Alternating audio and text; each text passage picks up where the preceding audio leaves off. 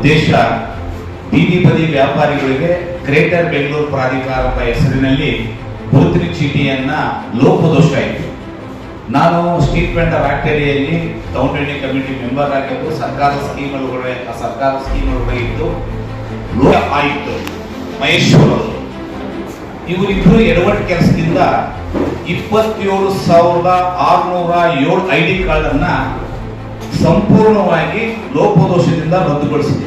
27,650 ಚಿಲ್ಲರೆ ಲೋಪದೋಷಗಳು. ಇದು ಉದ್ದೇಶ ಏನಪ್ಪಾ ಅಂದ್ರೆ ನೋಡಿ, ಒಂದೊಂದಾಗಿ ನಾನು ವಿವರಗಳ ಹೇಳ್ತೀನಿ.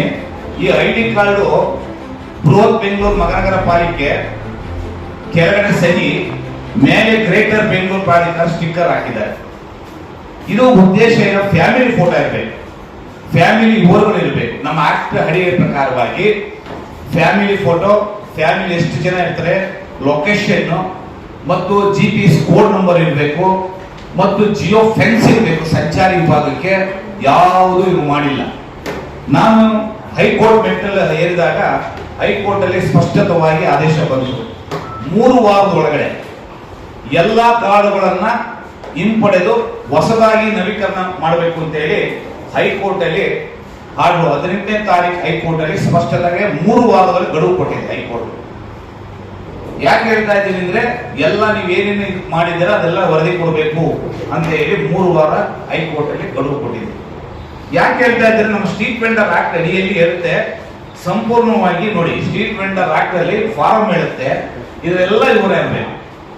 ನಮ್ಮ ಸ್ಟ್ರೀಟ್ ವೆಂಡರ್ ಆಕ್ಟ್ ಅಡಿಯಲ್ಲಿ ಆಕ್ಟ್ ಇದೆ, ಬುಕ್ಸ್ ಇದೆ. ಈ ಬುಕ್ಸ್ ಅಡಿಯಲ್ಲಿ ಸಂಪೂರ್ಣವಾಗಿ ನೋಡಿ ಎಲ್ಲ ಇದೆ. GPS ಮ್ಯಾಪಿಂಗ್, ಲೊಕೇಶನ್ ತಮ್ಮ ಅಳವಡಿಸಬೇಕು.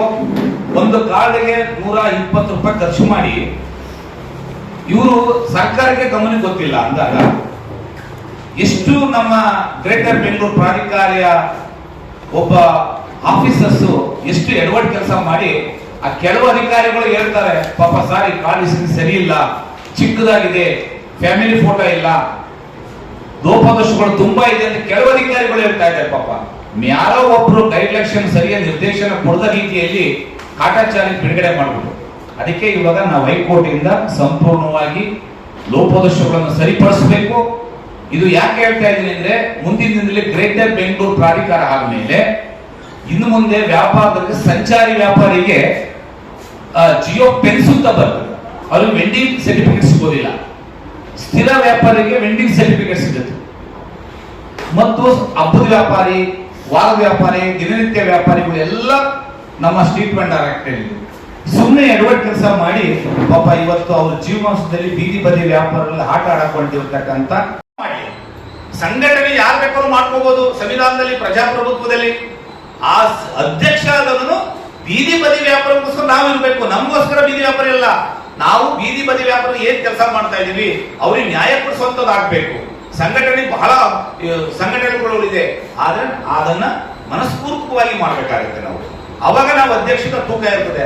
25,000, 50,000, ಲಕ್ಷ ಲೋನ್ ಕೊಟ್ಟಿದ್ದಾರೆ.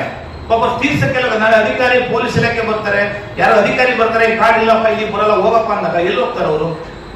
ಅದರಿಂದ ಇಷ್ಟು ವ್ಯತ್ಯಾಸ ಇದೆ ಸರ್. ನೀವು ಎಲ್ಲ ಇದನ್ನ ಸಮರ್ಪಣೆ ಕೇಳಿ, ಕ್ವಶನ್ ಕೇಳಿ, ಯಾರು ತಪ್ಪು ಮಾಡಿದ್ರೆ ಅಂತ ಆಫೀಸರ್ ಕೇಳ್ಬೇಕು ಸರ್. ನೀವು ಮಾಧ್ಯಮದಲ್ಲಿ ಕೇಳಿ. ಪಾಪ ಕೆಲವು ಸಚಿವರಿಗೆ ಗೊತ್ತಿಲ್ಲ, ಪಾಪ ಅವ್ರು ಕೊಟ್ಬಿಟ್ರು. ನಕಲಿ ಯೂಸ್ ಬರಲ್ಲ, ರದ್ದಾಗೋಯ್ತು, ವ್ಯಾಲಿಟಿ ಇಲ್ಲ. ಸರ್, ಇವತ್ತು ಏನಾದ್ರು ಬೇರೆ ಅಬ್ಜೆಕ್ಷನ್ ಇದೆಯಾ? ಬೇರೆ ನಿಮ್ ಸಂಖ್ಯೆ ಕಾರ್ಡ್ ಅವ್ರ ಸಂಖ್ಯೆಗೆ ಕಾರ್ಡ್ ಇಶ್ಯೂ ಮಾಡ್ತಾರ? ಬೇರೆ ನಿಮ್ ಸಂಖ್ಯೆ ಕಾರ್ಡ್ ಅದು ನೀವು ಕಾರ್ಡ್ ಇಶ್ಯೂ ಮಾಡಿ ಅಂದ್ರೆ ಆರ್ಡರ್ ತಗೊಳಿದಿರಾ, ಅದು ಬೇರೆ ನಿಮ್ ಸಂಖ್ಯೆಯಿಂದ ಇಶ್ಯೂ ಆಗುತ್ತೆ ಕಾರ್ಡ್. ಆ ಸಂಖ್ಯೆ ಹಾಕೊಳ್ಳೋದು ಹೌದಾ? ನಾನು ಹೇಳೋದೇನು ಗೊತ್ತಾ, ಸಂಘಟನೆ ಮುಖ್ಯ ಅಲ್ಲ, ಸರ್ಕಾರದ ಮುಖಾಂತರವಾಗಿ ಸರ್ಕಾರಕ್ಕೆ ಗೊತ್ತಾಗಬೇಕು, ಸರ್ಕಾರದ ಮುಖಾಂತರ ಕಾರ್ಡ್ ಇಶ್ಯೂ ಆಗಲಿ.